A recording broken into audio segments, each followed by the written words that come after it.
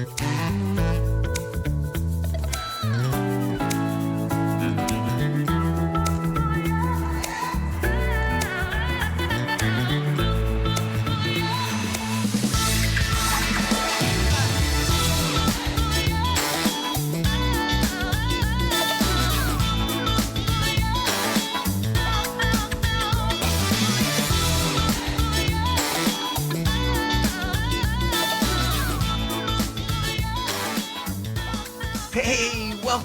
welcome, and thank you so very much for joining me for another episode of Talking Cloud. Now, this is where we talk about cloud computing technology, anything that's related to cloud, because come on, in the world of computing, everything is related to cloud, it seems, one way or the other. And as you know, I am the Gilligan in this conversation. I'm never the one that's the smartest in the room anyway.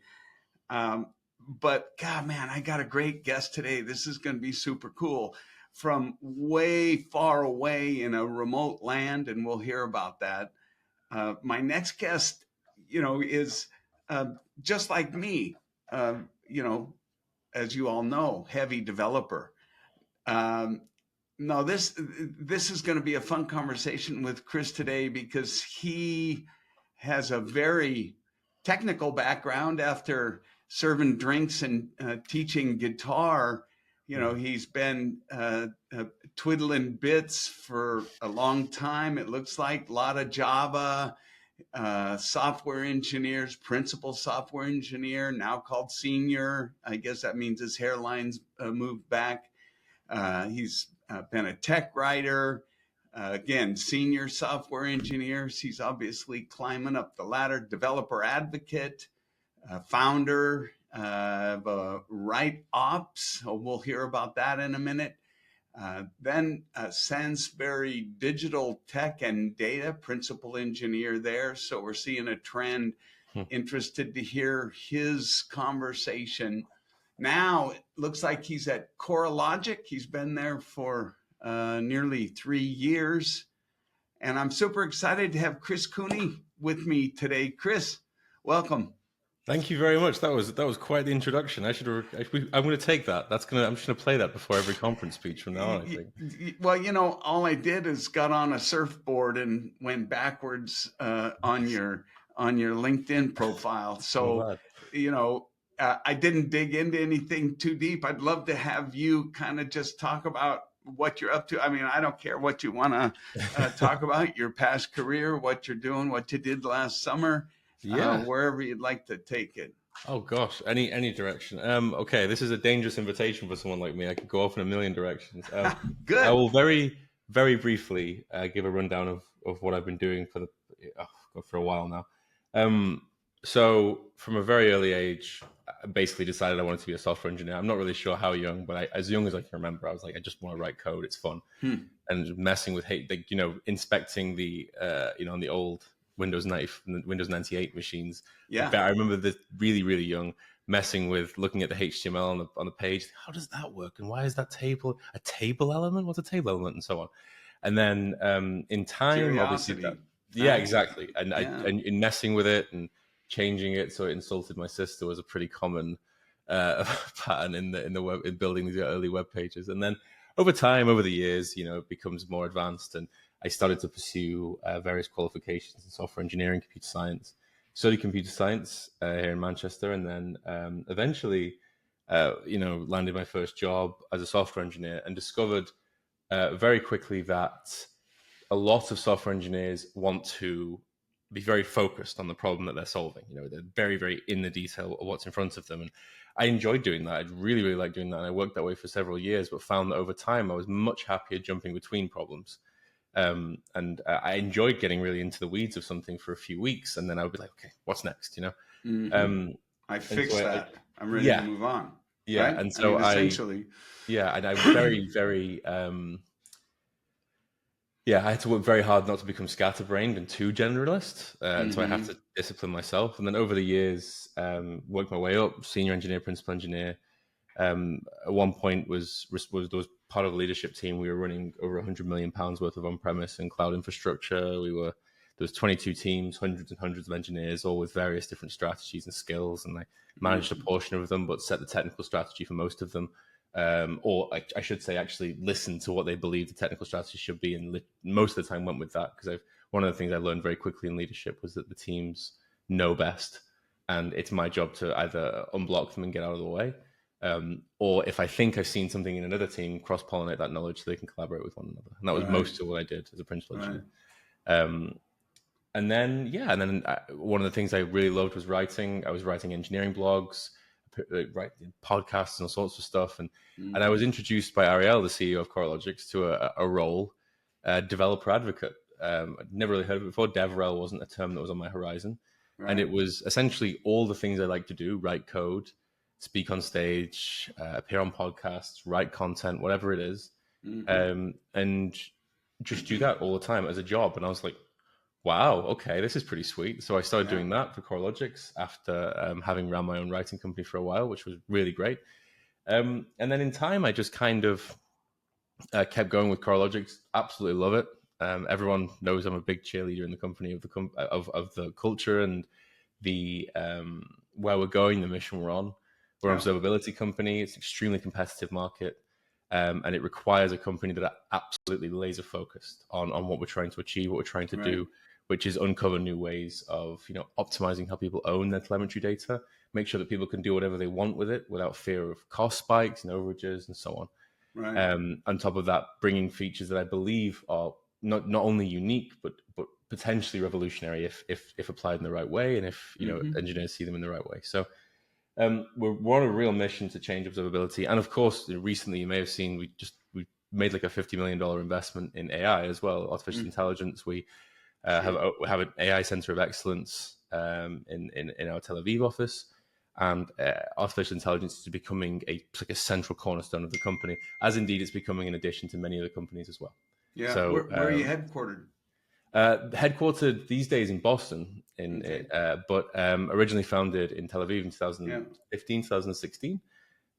Came out of Israeli intelligence, and then over time they kind of, we actually it's really interesting. We started life as a machine learning log analytics company, and one of the things we were doing was like machine learning for log clustering and finding similar log entries that all had similar fields and finding the variable components of message fields and so on, and then clustering them together and showing people the different ways in which the log varies. So that, for example, if you get 10,000 error messages, yes, you have 10,000 individual error messages, but actually you only have 3 different error messages, and being able to cluster them together is extremely powerful. Then we went off and did full stack observability and broader observability, and now we're kind of hard pivoting back into this sort of AI world again. So it's nice. It's been a kind of reclamation of something that's been buried deep in our DNA, actually. And it's been really fun to kind of dig that back out. It's great. A dear friend of mine, Shira Shamban. Shira, I love you wherever you are in the world. She's a CEO of her own company, Solvo. But I remember her telling me something a long time ago. She said, every answer you want is in your logs. Yeah. Oh, everything you want to know. But what's interesting is, especially if you've got very verbose logs, right? And you're capturing, most people, I don't think really, do you capture your logs? Yes. Do you analyze them, look through them? What tool do you use? Right. Yeah. That's where it starts to get soft around the edges. True. And I think it's interesting. Is that an area where you help organizations discipline? Because I think that's a big problem ongoing. Just because we're in a world where there's too much, arguably, too much log data. Yeah. Too much telemetry data for me to be able to really make sense of. So I focus on kind of what gets read, right? Yeah. I talk about this a lot, and one of the things that I've kind of come to realize is that I believe, and I'm kind of arriving at the point that I think it's maybe not correct to say there's too much log data, or there's too much of the telemetry data. And the reason for that is because the data was produced for a reason. There is Yeah, some, I would agree. To yeah, say there's too much is wrong. yeah, You know, I guess what I mean is few organizations have any process to really analyze, yeah, filter, utilize, and make logic and decisions from yeah. the enormous amount of logs they capture. Yeah, logs are extraordinarily information rich, extraordinarily Yeah, information rich. But it doesn't make them particularly easy to analyze or parse. And that's a yeah, real challenge. So yeah. I'll give you an example.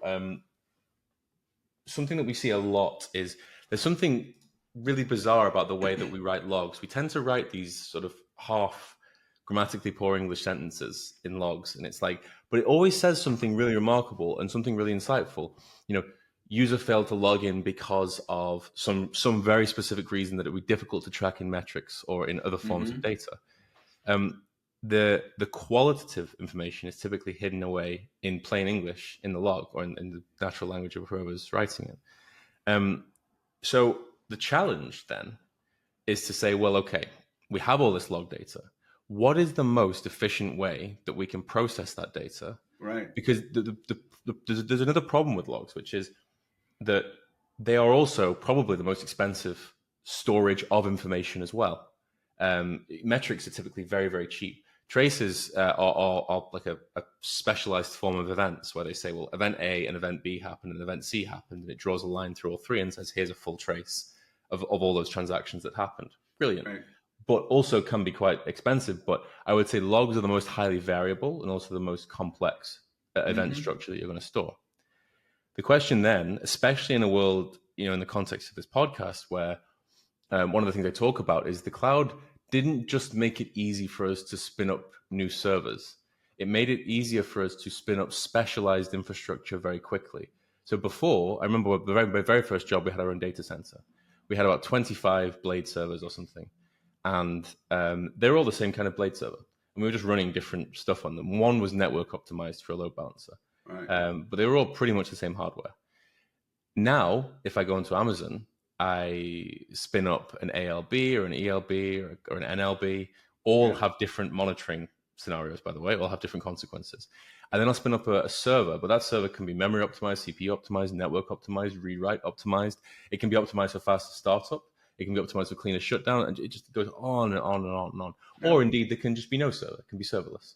Yeah. And all these different, so all of these things mean that the topography of the infrastructure we're creating is way more complex. All of these things conspire to not just make more information, but also more complex information because the failure modes are more different now. If you've got one load balance, if you've got an NLB talking to an ALB, there's a lot of different things that can go wrong there. Whereas before, you just had two servers talking to each other. It was a lot more straightforward. Right. So It's more all of this choice, is just, right? More choice, more yeah, options that are so much easier to spin up and access, right? yeah. I wanted And to ask you a question real quick, and I don't want you to lose. no, go ahead. So, your background, at what point did it become cloud? Or, I mean, I'm just curious. And I look through, because you've been a developer for a while, started Java. The internet's always been around since you've been doing Yeah, it yeah. because you're a kid. Um, but at what point, I guess, early then, even when you were starting, it was cloud, 2015-ish, when you were doing that stuff. It was Actually, my cloud. the cloud when I was starting in the UK, um, the cloud had not quite had the complete sort of let's say Adoption. adoption that it has today. Yeah. And nowhere near, by 2017 it was all cloud, like 100%. But Right. 2015 I was Right. very fortunate that I went and joined a company that just hadn't got on that journey yet, and it Mm-hmm. gave me what I think was a pretty unique experience with someone of my age range, because everyone Right. was looking onto companies that were cloud native Yeah. already, and I Yeah. got to witness a cloud migration happen. It's probably one of the first things I ever did, and not just the technical struggles, but the people struggles of what that Right. meant as well. Yeah. And the concern and the nervousness, like the inversion of control when it comes to the cloud, is a very real thing that people Yeah. nowadays just take for granted. But back then, it was a bit more scary. So yeah, it was about 2 years into my career when I moved to a company that just took cloud for granted. It was like, we just do everything in the cloud. Sure. We don't. Why would we do it on premise anymore? Kind of thing. So I got to experience both sides, and that was actually wonderful. Yeah, it was great. Yeah, it's funny. There are a lot of people what I call they're natives. Yeah. Right. I mean, you're certainly an internet native, right? And there's people that are internet immigrants. Yeah. Right? Yeah. Where and you can apply that to different types of technology. Think cable TV, right? Yeah. As opposed to when all we had were the antenna with little aluminum foil on it. Of course. Yeah.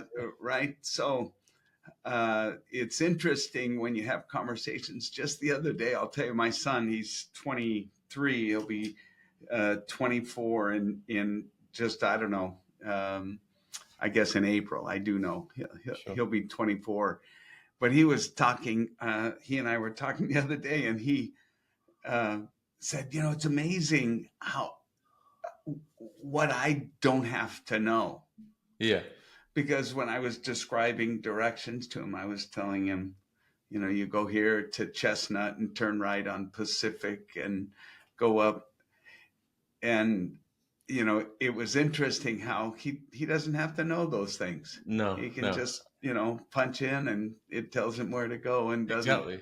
And it won't be long before the car takes him there as well, right? That's the other kind of side of it. He won't have to know how to drive eventually. Exactly. He can just go. Exactly. Yeah. So it's just interesting how things are different. Yeah. As technology evolves. And so in my opinion, the role is often referred to as evangelist, not unlike the role that I started with at Checkpoint and have today. And it's you're an advocate, right? You're shaking the pom-poms, you're filling, you're talking both high and low, wherever you need to go. So I think that's cool.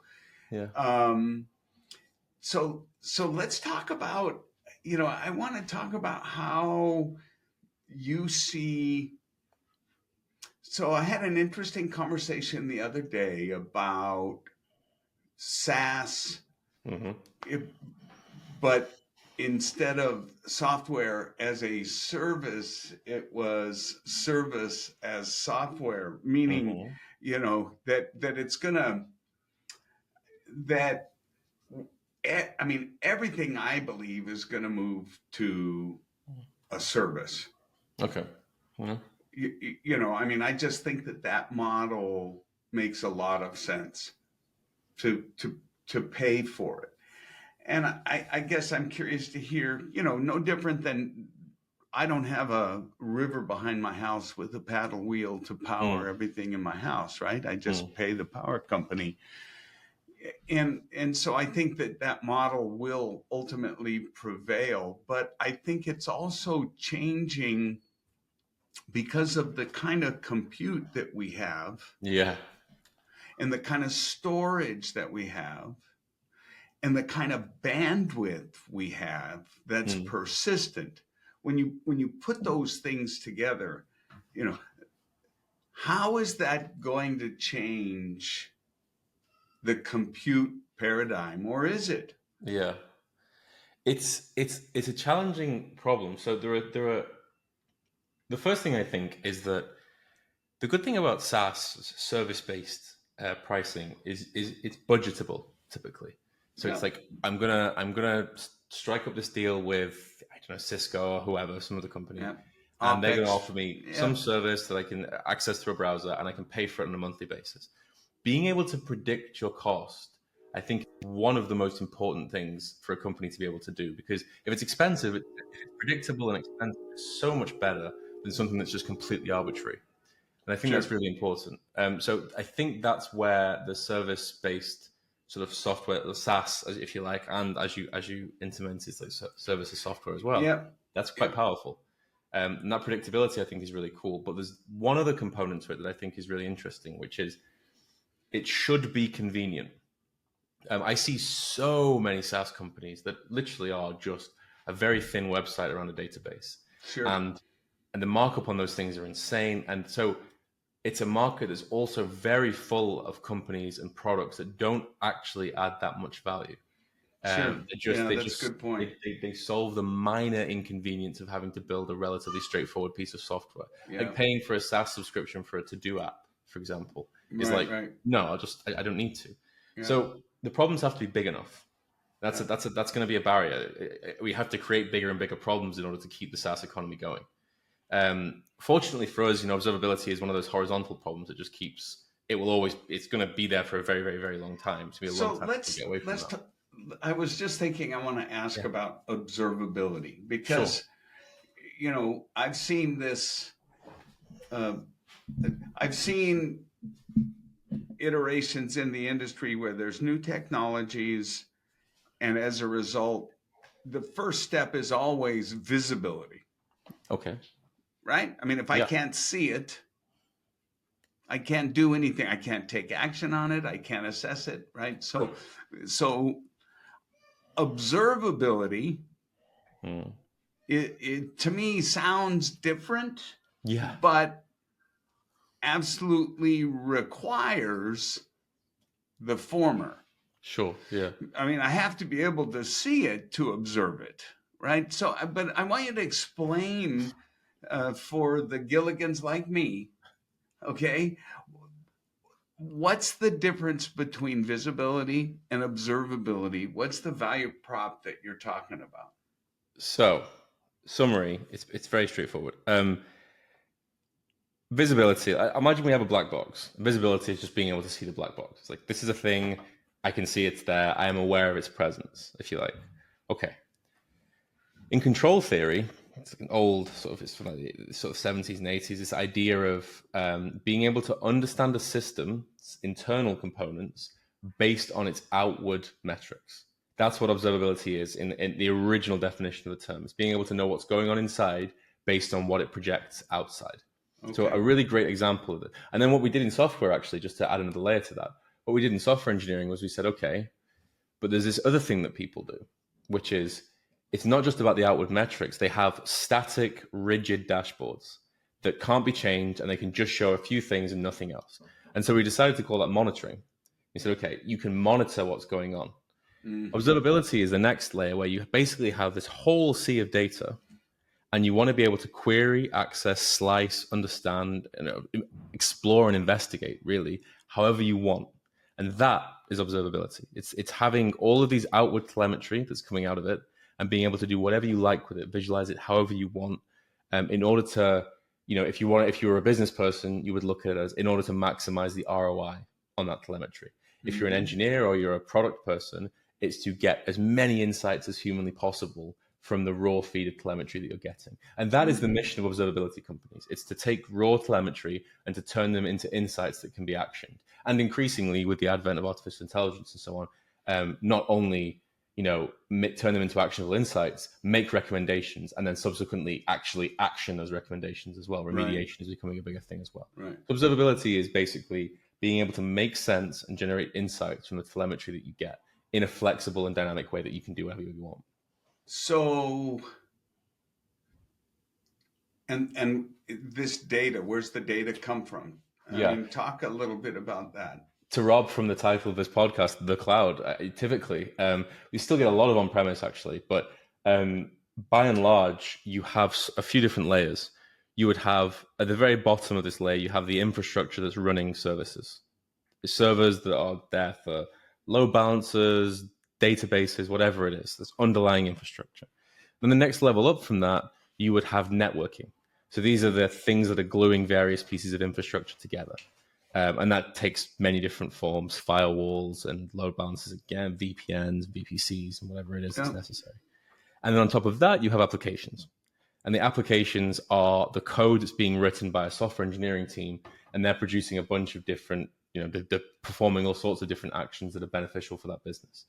The telemetry is coming from all of it. There's all of those things, especially if you use the cloud. One of the beauties of the cloud, one of the things that I got to learn really early on was in an on-premise infrastructure, you had to work very, very hard to make sure that all of this telemetry was available. Not even accessible in an observability context, just that telemetry was being produced in some way. In the cloud, you don't have to. It's all produced by default. Like, for example, Amazon, if you turn on a load balancer, you get metrics straight away. Right. You get logs straight away. You actually have to turn them off in most cases. Right.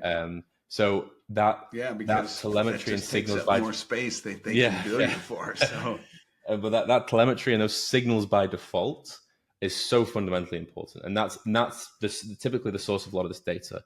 We're also increasingly seeing now data from the browser, so from the client side machine, whether it's a mobile phone, from the actual web browser and the desktop, and so on. And the new kind of frontier now is sort of LLMs and chatbots, because those things now also what people call agentic AI, which is the ability for an AI to go and perform some sort of action on your behalf. And those represent new interfaces into your backend systems that have to be tracked and monitored and traced and observed in the same way as the rest of the interfaces do as well. Sure. And the challenge there is obviously much more complex because of the nature of LLMs. So how Coralogix, how are you collecting all that data? I mean, not how, but you say it's out there, it's in the cloud, but is there sensors or anything, or is this just all the regular old stuff that you can just suck off with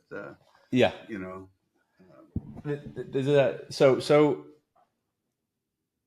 I will give an industry-wide sort of, there are patterns in the industry. Pattern number one is that each vendor will build their own software, what they typically call a collector or an agent, that goes and is deployed into someone's cloud account, is deployed onto their servers, whatever, and that thing's listening and feeding information back to whatever SaaS platform they've used. So like, there's Datadog, Dynatrace, and New Relic, and so on. They all have their own agents. There's another option, which is to use a collection of open source tools. There's tools like FluentD, FluentBit. These all capture logs. They listen to files. They listen to metric sources and so on. And then they relay that back to the SaaS vendor. But there's a third way, and it's one that we're a big fan of now, and it's this platform called OpenTelemetry. So OpenTelemetry is a new standard that's been released over the past few years. All major vendors support OpenTelemetry. Some of them less than others, but by and large, it is very, very well supported. Everyone contributes back into OpenTelemetry, and it is a single standard by which you can instrument your applications and your servers.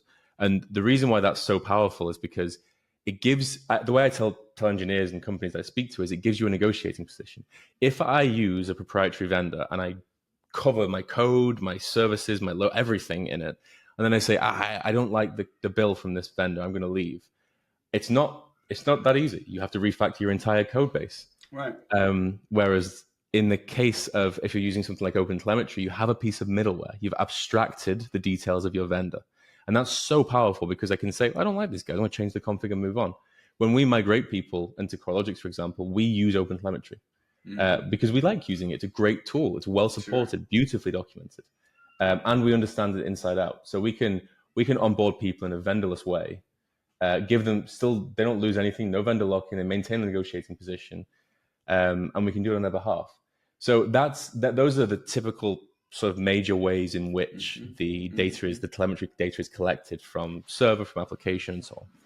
Well, certainly, if you've been in the industry at all in the last 10 or 20 years, you understand the benefit of abstraction. You see the benefit look at the benefit of virtualization. The fact that we were just able to abstract away from that hardware layer and look what it created. I mean, that was really, I had the wonderful benefit of being at a company that was the first purpose-built firewall for VMware. And, it reminds me, you talk about observability and visibility and how that was kind of the pattern, right? Now, this was, and I think observability to me sounds significantly more powerful in the interconnected world that we're in, as opposed to if I was just, my own closed network, not connected to the internet, not connected to the cloud. Am I missing that, or is that kind of true? I mean, obviously, it's good to observe whether I'm, all my resources and assets are up in 3 or 4 different clouds, or if I have them in my own personal data center. But it seems the complexity is exponentially greater out in the cloud than it is. It really depends on how you define complexity, to be honest with you. It's remarkably complex, for example, to instrument a 25-year-old monolith that's running on a Solaris server. That's an extremely complex undertaking. And so complexity in software engineering is typically down to a few very changeable things. The variability of skills that are available. If everybody's an expert in COBOL, suddenly it's a lot more straightforward to write COBOL than it is. I will say that there are a lot more moving parts in the cloud, Yeah. And worse still, those moving parts are highly specialized, and the visibility you have into their inner workings is getting less and less every day. Serverless being the sort and of. I'm looking at, I'm thinking from the interconnectedness. Yeah. Right. I mean, that's the part that just seems to be so much more vast. Sure. The number of network hops now that a single transaction goes through is exponentially higher than it ever was in history of software engineering. Yeah. We typically avoided them because we were so scared of them because the latency was so high. Mm-hmm. And I'll give you an example. This was only from a few years ago. We were building a payments layer. This payments layer was processing a lot of information. I think it was something like £1 billion worth of transactions every hour or something. It was like an absurd amount of stuff that was flowing through it. Yeah. And what we found was every hour, every week, gosh, it's £1 billion of I'm working for Amazon. But the massive amount of data basically flowing through this thing. Yeah. And one of the big problems we had was if we built it in a microservices architecture, so microservices, a service per, let's say, use case or responsibility, as opposed to having a single application that does everything. It would have been much harder, and I mean much, much harder, to roll back transactions in a microservice architecture than it would have been in a monolithic architecture. So we built a monolith. Mm-hmm. Mm-hmm. So there doesn't have to be these network hops. There doesn't have to be that amount of complexity. It's encouraged by the kind of the trend of the time in software engineering, which appears to be microservices. They have their benefits, especially for scalability. Have you heard the analogy, pets versus farm animals? Exactly. Yeah. Precisely. Yeah. You want farm animals, not pets. And right. I've operated Kubernetes clusters for years, and so I mean, and if you can craft your organization and all of the applications and everything in a manner so that that works for you, hey, terrific. I think that the problem is it doesn't always work for everyone, right? No, they can't break it all back down and build it in that manner. Exactly. And also, what are you as a company today? And then in 5 years' time, be a completely different company, And so these one of the I went to a fascinating talk by Martin Fowler, one of the sort of stalwarts and the giants of software engineering. And there was this offhand point that he made, and it just completely stunned me. I was like, this is really interesting. He was talking about never write code around a business process, because you are one reorg away from that code making no sense anymore. And I was like, right, because up until that point, I'd be like, yeah, let's get the code as close to the business process as possible, then everyone can understand it. Mm-hmm. And what one of the things he was advocating for at the time was let's look at a sensible series of events that are abstracted above whatever's the minutiae of whatever's happening in an organization. And I thought, that is such a powerful insight. And then when I apply that to cloud infrastructure and cloud architecture now, when I'm doing the similar things, I think the same thing. What is a sensible way that this should fit together? What is less likely to change? And crucially, how can I hook up my various different cloud components so that I have options? So things like using queues in between services as a buffer, because then if I want to change something, I just listen to the queue, or I change the direction the queue is reading from or writing to, as opposed to having to make like distributed, coordinated code changes.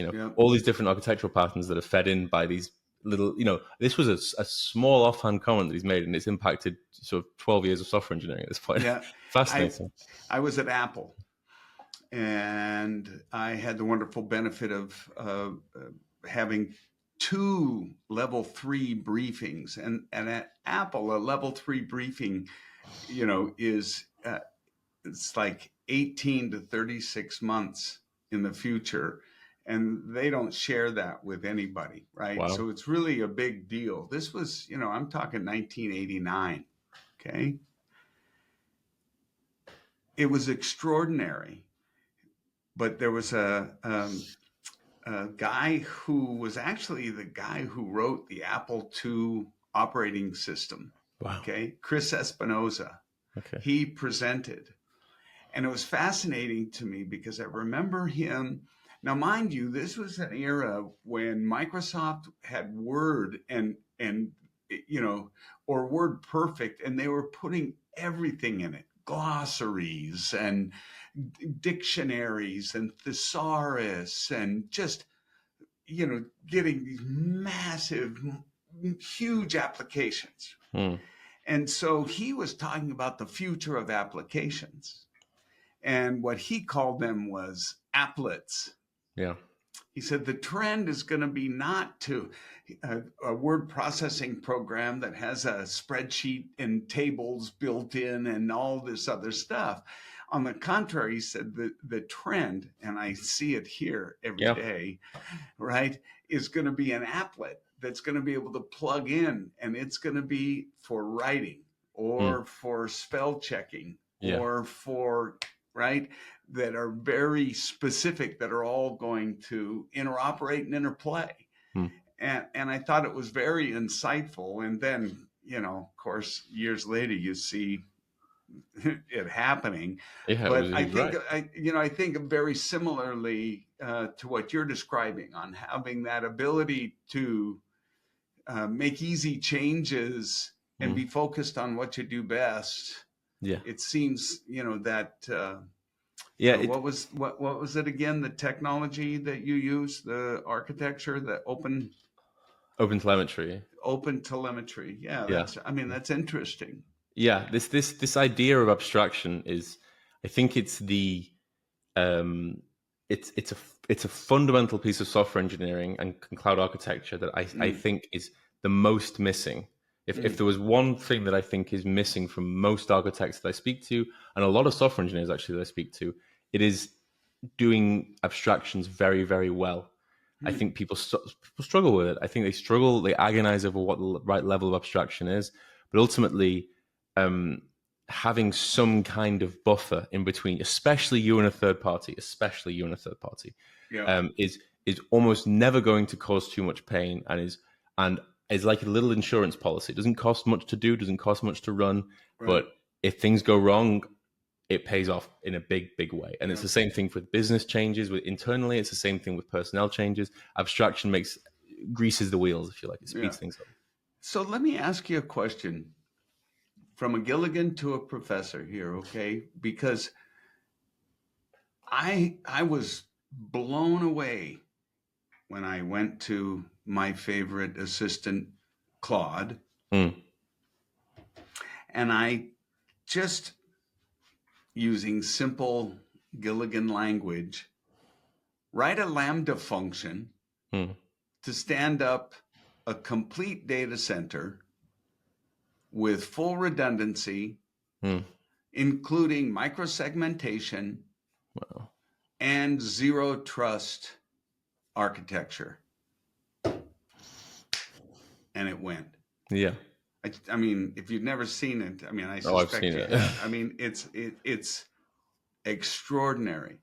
Now, I get that the difference, and this is what I tell people, my audiences when I talk about this, is it used to be the Grand Canyon between you and me, right? Write a Python script. Python, that's a snake to me. Yeah. Right? I don't even know where to start. But now I can say, write a Python script to analyze syslog files for failed authentications. Sure. Yeah. And so it's not a Grand Canyon anymore. It's not. It's a veil. And the difference, Chris, is I don't have a clue if it works or not. Okay? Seriously. But you do. But that's the only difference. I think there's this is my view. Okay, on this whole thing, there's a fear that AI, especially generative AI, is going to replace software engineers. Is going to replace a series of professions, and I really don't see it. I think that would be an ahistorical assessment of what new technology tends to do. Yeah, I subscribe to what I saw on Harvard Business Review. You're not going to lose your job to AI. And when I say that, I mean unmanned AIs taking over everything Chris Cooney does, taking over Chris's development job. Sure. That I don't expect to happen in my lifetime. But I do believe if I have Bill Cooney and Chris Cooney, and Bill Cooney is really exercising the utilization of AI, and Chris doesn't want to have anything to do with it, Chris is going to lose his job to Bill. Absolutely. Right? Yeah. So I always say you're not going to lose your job to AI. And I think I need to qualify for, because I had some very good feedback that, there are jobs that are getting lost to AI, sure. but not completely. And the point is replacing humans in total.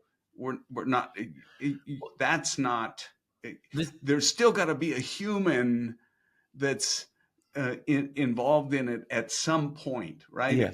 If it's writing code, as the example I just gave, if it's writing a script, if it's writing a song, I mean, any of those things, I still have to check it because, as we know, it's dumb as a rock without a prompt, and it's only guessing. Yeah, there's something interesting in this. I think that there's a point. I sincerely cannot remember who made it, but it's always stuck with me. So if you take a fully trained, very good, let's say, chemist, just as an example, they will be better than any LLM today trained on chemistry. They might not have the same breadth of knowledge that an LLM will, but their application of the knowledge they've got will be infinitely better right now. There's a fundamental difference. So the person is doing that on about 20 watts of electricity in their brain. And the LLM is doing that being run by a city's worth of electricity. Yeah, they're building nuclear. They're building, miniature nuclear power plants to power these data centers. And so there is something fundamentally different. But fundamentally, I heard just the opposite. I heard that a trained LLM was better than a trained. There are some cases, like physicians, for example. So in the case of physicians, one of the studies that I saw recently was that for multiple choice questions, one of the GPT models, 4.0, is better than physicians in multiple choice. It is not better for free text. Just to give you an example. It would appear that within a bounded context, with a bit of a hint as to what the right answer might be, GPT is able to leverage its knowledge much better. Interesting. It's interesting because so the human brain is doing this on 20 watts of electricity, far fewer resources to produce a similar effect. So there is something architecturally different about what's going on there. And one of the things that people forget about AI, one of the things that people forget about these enormous LLMs is they are freakishly expensive to run. They are, the amount of GPU resource you need. There's only so much lithium in the world that we can dig up, So reality is going to hit us in the face a little bit with these LLM models, with how we run them. Unless someone has, there has to be some. We're looking for another breakthrough. Exactly. Yeah. In another area that enable, and I'm talking power. Yeah. And I don't know, I'm the Gilligan, remember? But I mean, you're right. I've read the same information. In fact, it really sucks me in when you start talking with that really smart assistant, because I've learned so much. Yeah. I think in the field of education, I think AI is remarkable. In the field of, I think in observability as well, and analytics generally, the thing that we've observed our customers do, which I love, and I think it's one of the most fascinating things, is we've had customers who write pretty good query syntax, whatever the query syntax may be. And their conversations happen on a roughly 2-minute response. So it takes them about 2 minutes to craft a query, and then they ask the question, essentially the data comes back and they go, that's not quite right. And I'll change that a little bit. And with natural language, that becomes seconds. Tell me this. And he gives it back. It's not quite right. Oh, no, I meant this. Oh, tell me, oh, it's not quite right. The iterations are so much tighter that in the same amount of time, because bear in mind, AI doesn't mean that we have less time to do things. We still have the same amount of time. So in the same amount of time that you would to write the syntax yourself, using natural language query, the conversation you have is so much deeper. And that I think is where things are going to get really powerful, because it goes back to the original point I made about the ROI for your data. Now the ROI is potentially way higher because you can ask much deeper questions and much more of them in the same amount of time. And I think that potential is huge. And all that's left to do is for the technology to catch up around visualizing the response better. So it's not just raw data, it's a series of graphs and a series of, triggering alarms and things. And then the next stage is the agentic AI, which is things like, okay, we have an outage, tell me where the problem is. The problem is here. What do you think the root cause is? And the AI says, well, I believe the root cause is this Lambda function, because this is where the first errors came from. How can I avoid it in the future? future? Yeah, right. But more than that, it's like, what would you like me to do about it? So I'd like you to restart the Lambda function. I'd like you to change the infrastructure such that we add more metrics, more CPU. Yeah, no problem. Or what do I think you should do about it? And the AI will say, actually, none of that worked. I think you should do this. Right. And so, and it stops from being a conversation to being a collaboration with an AI agent. And that to me is where, over the next 5 years, is where things are going to get really, really, really interesting. Operationally, we're going to be able to do way more. Live close to the tracks, on the poor side. So, I tell people all the time, this technology is dumb as a rock without the right prompt. Yeah. And everything's a guess. And so you have to inspect what you expect. It's absolutely critical. But let me ask, don't you believe I'm a developer. I'm not, but from a productivity standpoint, the same thing holds true that you just described. From an ROI value to the data, if I'm exercising the utilization of this technology, I can bang out code way faster, and then I just have to go back through and check it, make sure it's right. Sure. I mean, isn't that a common use case now with AI? Is that? Certainly, yeah. The production of code has definitely been influenced by things like Copilot, things like that. 90% of being a software engineer is not writing code. It's standing around talking about the problem you're trying to solve. And then the last 10% is actually committing the idea. You've got code is just the formalization of a solution. But the actual solution, the creation of the solution itself is typically done on a whiteboard or hacking around or messing around. So AI is really good for helping you come up with ideas, by the way. So it does actually speed up some of the problem solving. But when it comes to actually writing the code, I would describe that as a local optimization. Copilot produces a bunch of boilerplate and things like that for you. Right. But it might give you a loop that you want to write or something like that, but it doesn't give you much more. And what we find is that the more complex the use case, the higher the propensity for hallucination. And the hallucination breaks the trust. It kills the illusion that you're talking with somebody. And that, as soon as that illusion is killed, everything grinds to a halt, and your whole AI-based workflow starts to slow down.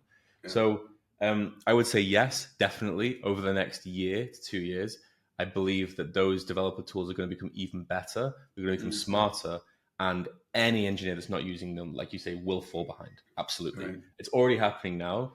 I use them all the time. It's been a really long time since I've written code without any AI assistance. It's just that, as you said, I scrutinize the code that it produces to the nth degree. I have to. You have to. And more so than I would if I wrote the code myself. And I wonder, have I made a local optimization or have I made a global optimization on my engineering? Am I actually any faster, or have I just sped up one bit to lengthen another bit?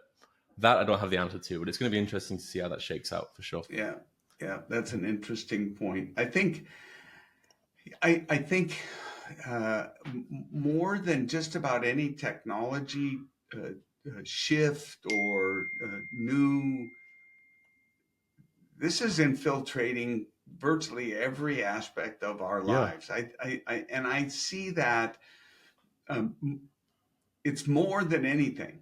yeah, It's, because there's not a company, there's not, first of all, there's not a technology company that's not racing to figure out how they can fit AI into their messaging, into their product, true. into their functionality, into their cost reduction strategy, right?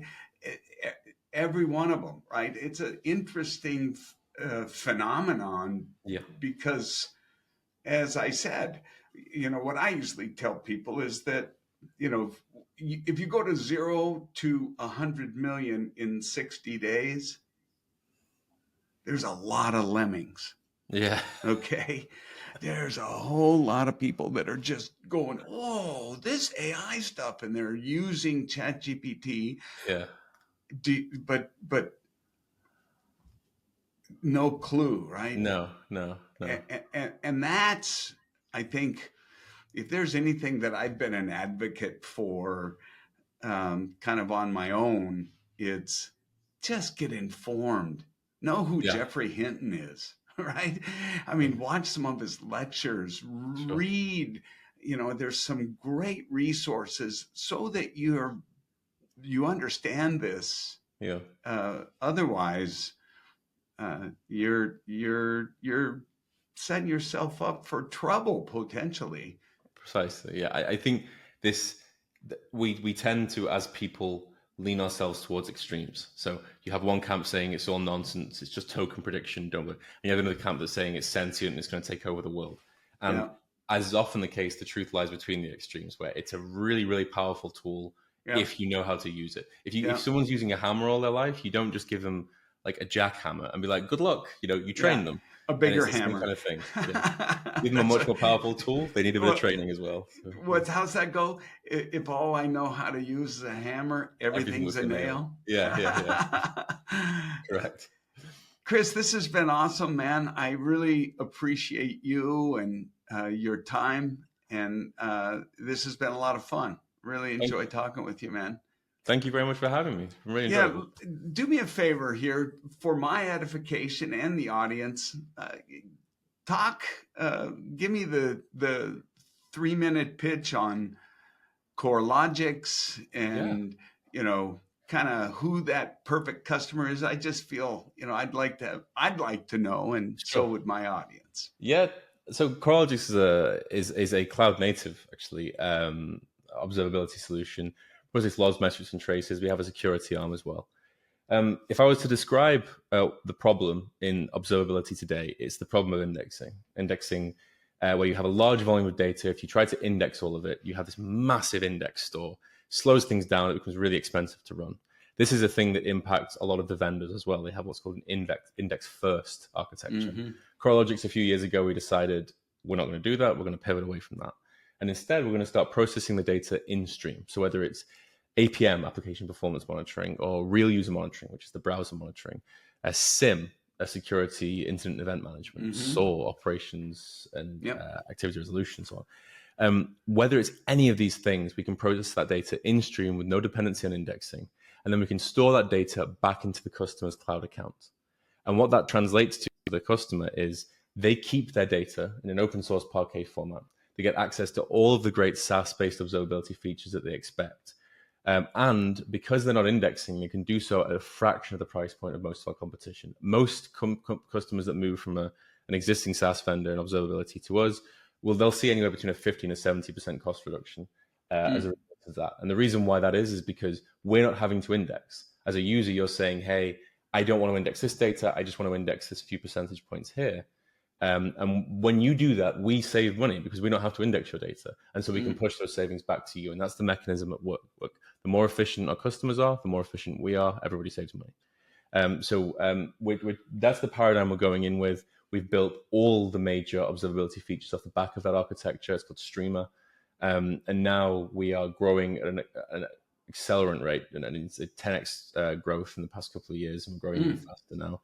And we're hoping that over the year now, while we already have a pretty good AI capability, we want to make artificial intelligence kind of the center stage of what we're doing, such that people can really get the most out of the data. Yeah. That's a very quick rundown of Coralogix. Deployed in AWS, we're with AWS, GCP, Azure, and so on. Where can they? Where can people find more information? If you open your browser, www.coralogix.com, coralogix.com, you will see the website. A few pointers I can offer. The documentation is great. And also we have the Academy. So if you're not sick of my face and voice, the Academy is a lot of me talking, but it is a breakdown of everything that the website does, everything the platform is capable of, possible to deploy, and so on. So it's really great. And we're on YouTube. We're all on the major platforms as well. Awesome. Yeah. Outstanding, Chris. Well, this has been a lot of fun, informative, interesting conversation. It's always great to talk to people smarter than me, which is just about any guest I get. But that's not taking anything from you, Chris. That was really informative. I think it's great. Yeah. Because I've certainly learned a lot. So, hey, thank you, ladies and gentlemen.